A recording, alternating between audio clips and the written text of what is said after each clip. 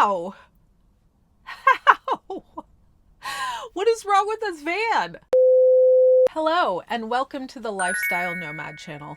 My name is Sarah, your lifestyle nomad, and I have been traveling in an RV with my husband and my cat Pam for going on 6 years. On this channel, we investigate everything car life, bus life, RV life, tent life, all the interesting opinions and assumptions that people have about those of us that choose vehicle residency as a way of life. Today, we are going to look at some TikToks that I cherry picked with regard to van life and opinions on van life. So this first one is from ThatHippieLookingChick, and their bio says, "Howdy, former conservative Christian turned progressive agnostic." And they have a bunch of playlists, one on rescue cats, which is pretty cool. It looks old because their hair is really short in this. So I'm assuming that what happened is that they used to do van life or some instance of that and stopped. And now they are remodeling a house or some such thing. They have 86.2 thousand followers. On the screen, it says, it looks like Miss Rose put this title up, and it says, "Van life is not a good investment." And then they are responding to this comment. "Did you live in it at all? Even with selling it at a loss, living in it for a few years would have saved you more in rent than renting." Not really, and also, no. One of the draws of the whole van life is that you get to stick it to the man by not paying rent or having a mortgage.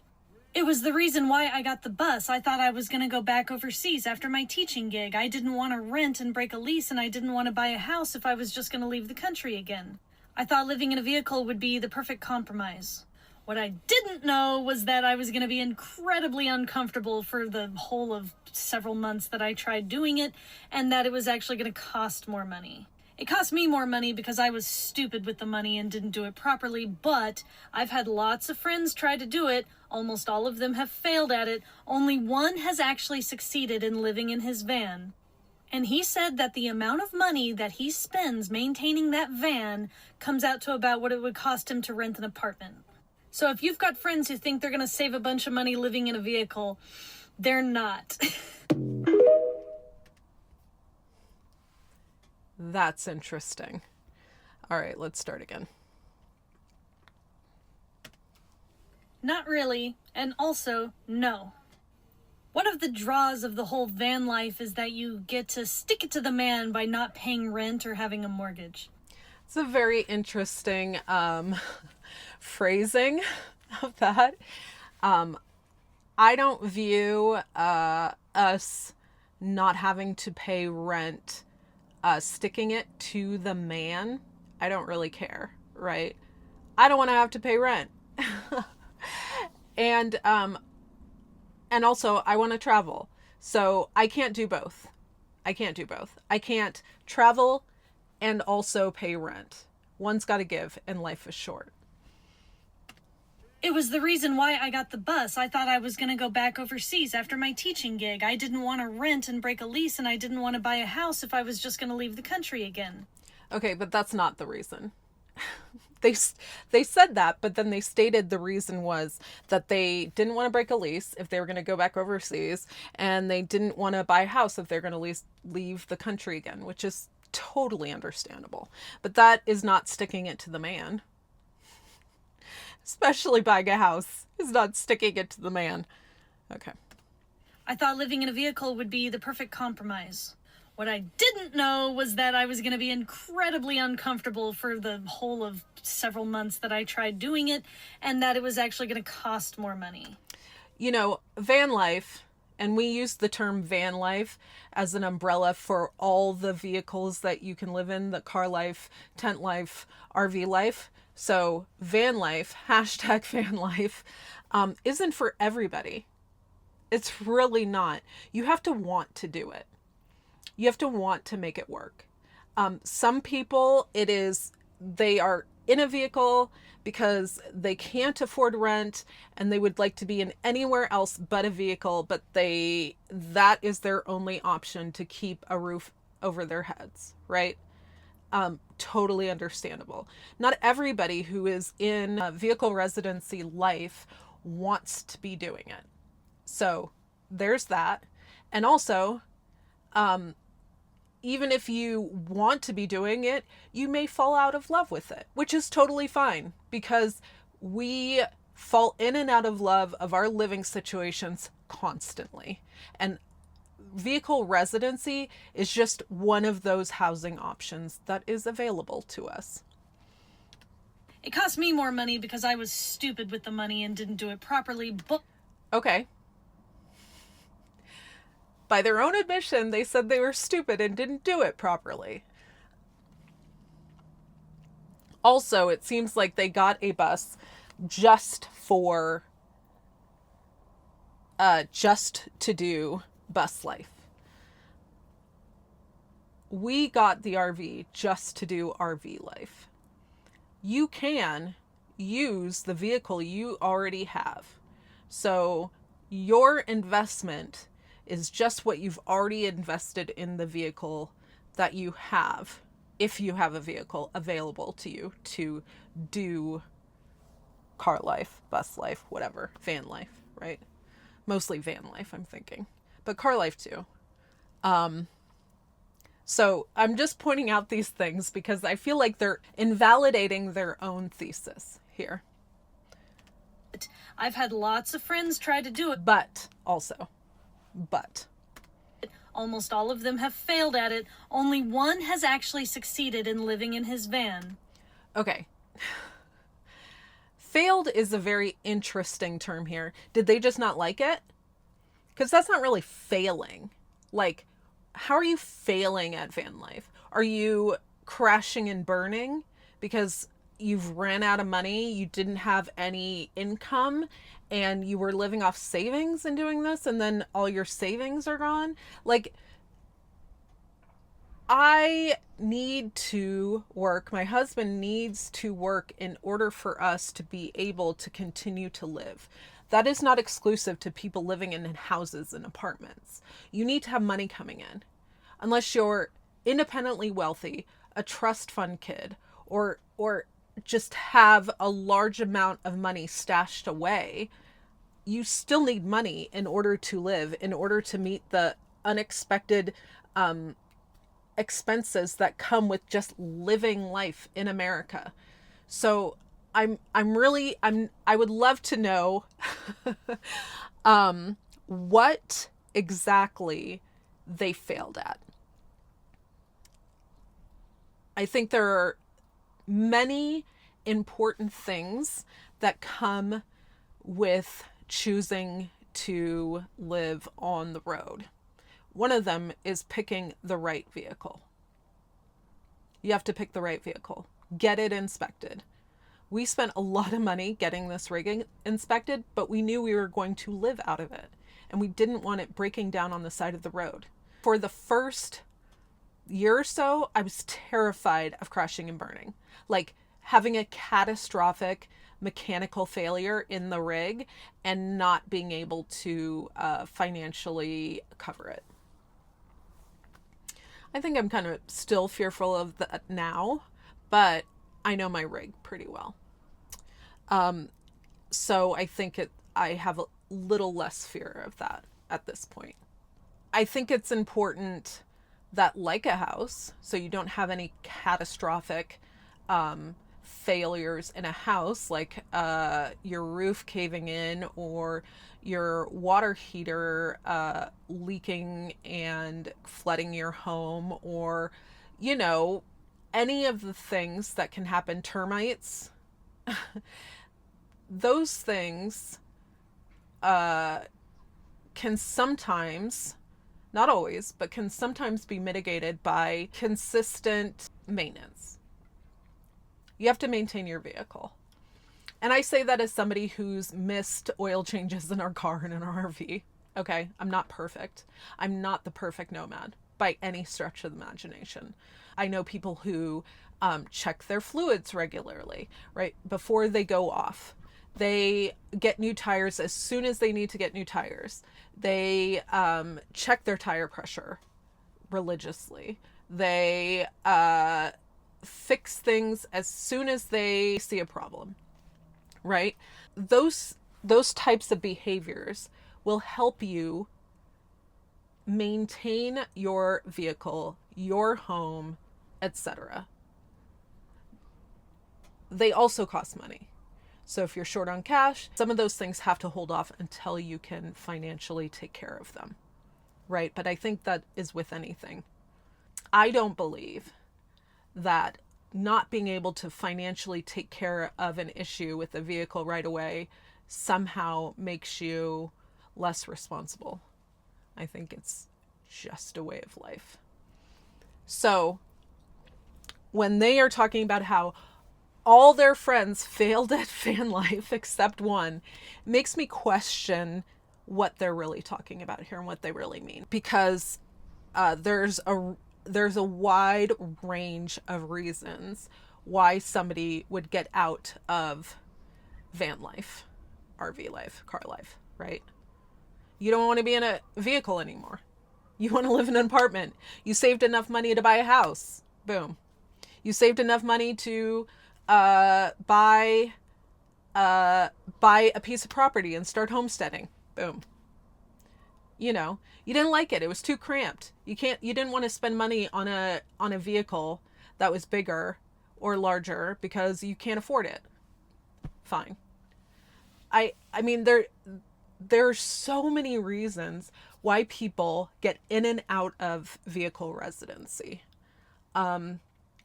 As somebody who's been on the road almost 6 years and met a huge amount of people that live out of a vehicle, full-time, part-time, whatever, I know a lot of people who still do it, and I know one person who doesn't do it anymore.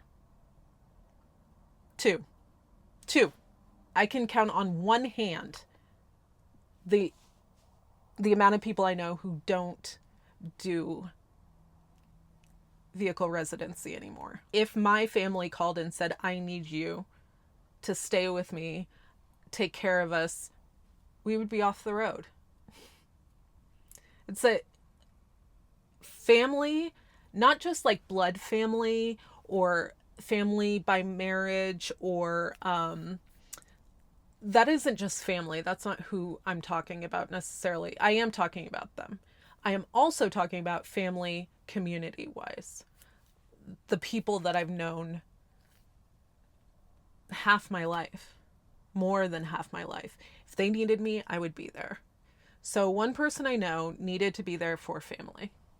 And the other person I know got their dream job, and that job provided them housing. I don't know anybody who's failed at van life, at vehicle residency. I don't know anybody who has failed at it. And these are the people we're talking about who like move around, right? I don't know a lot of static nomad or static vehicle dwellers, vehicle residents, people who just stay in cities, in and around cities because of in-person jobs that require them to stay in one place. Anybody who knows those people could probably speak more to that. There are definitely people in vehicle residency who do not want to be vehicle residents. That's not what we're talking about here. But just to say, as a full-time RVer for the last 6 years, I know 2 people. What's wrong with your friends? Okay. And he said that the amount of money that he spends maintaining that van comes out to about what it would cost him to rent an apartment. How? What is wrong with this van? Let me see. We bought this rig for $12,000 in 2020. A steal at that point. People were offering us money right and left for it when we first went out in it. That's how in demand RVs were at that point. We have a Class C, 1994 Class C. Other than regular maintenance, like let's say oil changes, changing of fuses, filling up more oil, although we haven't really had to do that very often, filling up with windshield wiper fluids. We spent 2 days in the parking lot of a mechanic shop because we were having issues with our old batteries before we got solar. And there was a problem with the steering column that cost us like $1,500. Then after that, we had a problem with the starter. That cost us we had a mobile mechanic come out when we were in San Francisco Bay Area, and that was about $400. And then, what if we had to fix? Aaron got a transmission flush recently. That was like $300, but that was tied into the oil change. So maybe like $150. What else? We replaced the water pump like in the last several years, but we bought the water pump, so it was like $50.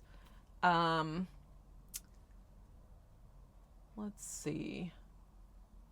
There was a point where I kept track of what we spent. Let me see if I can find that. Okay, I searched high and low. I could not find it, but like from the beginning, I like kept a kind of running tally of things that we spent on the RV. It can't be more, not including solar. Now, solar, we have had our initial install from Discount Solar and Quartzsite.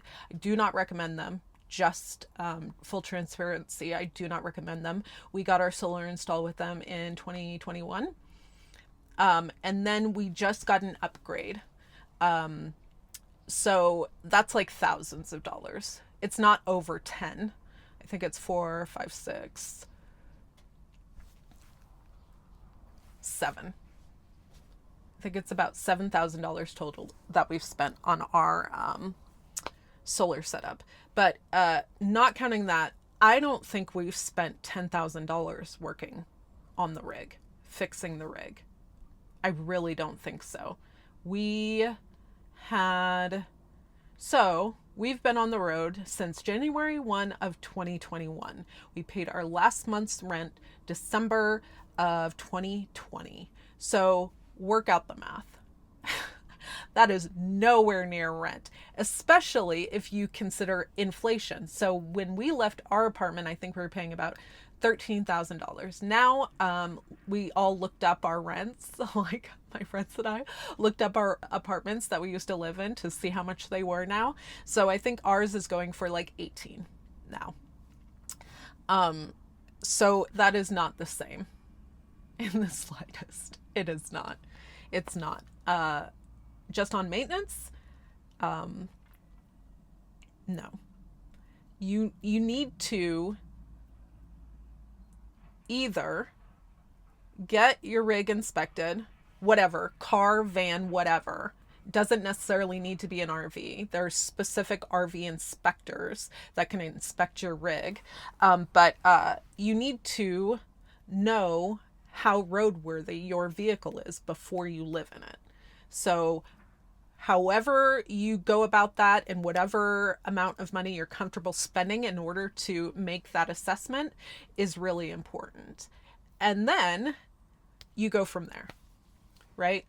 Depending on the amount of miles you put on, your maintenance cost may be higher. You're going to need to get more frequent oil changes.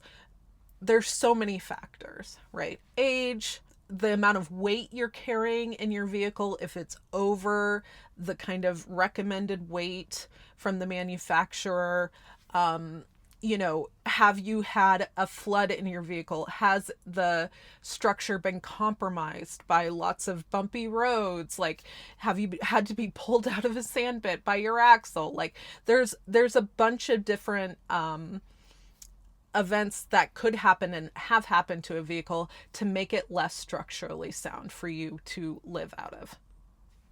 So you just have to know, make that assessment and understand that you may be spending that money on the other end in the future. Van life is not inherently going to cost you as much as rent. It's just not.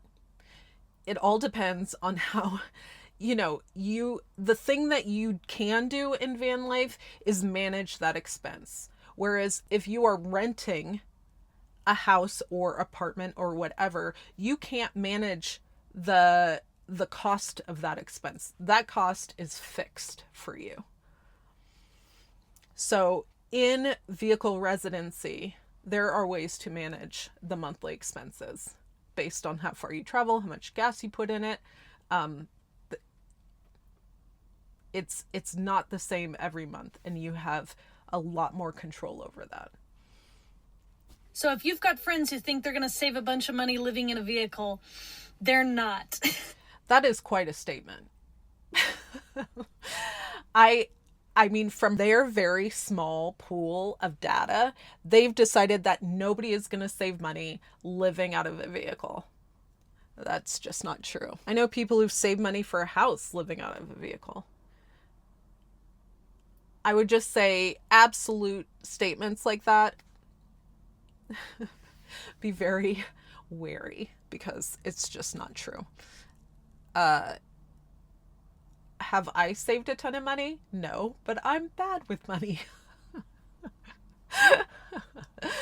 No, I just don't care that much, honestly, about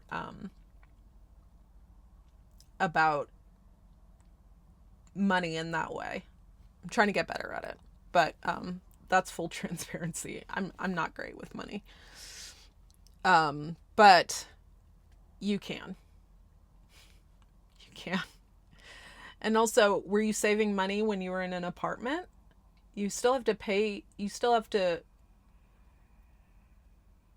the expectation is that you save some money when you're in an apartment too. So there's no way out of that.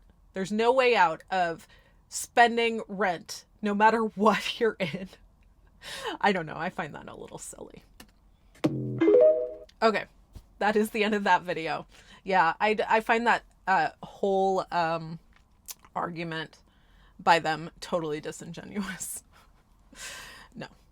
Very, very not, just very unserious and not true at all. I think we're going to end it there. Thank you so much. Yet again, another long-winded video, but thank you for sticking around. I really appreciate it. I would love to know what you think. Please leave comments down below. If you do not want to leave a comment, let's put a phone emoji in the comments for me so I know that you're here. Maybe the one with the arm. That's always a fun one. So yeah, thank you so much for joining me. Please remember to like, comment, subscribe, and share this video out if you enjoyed it. I can't wait to see you next time. Bye.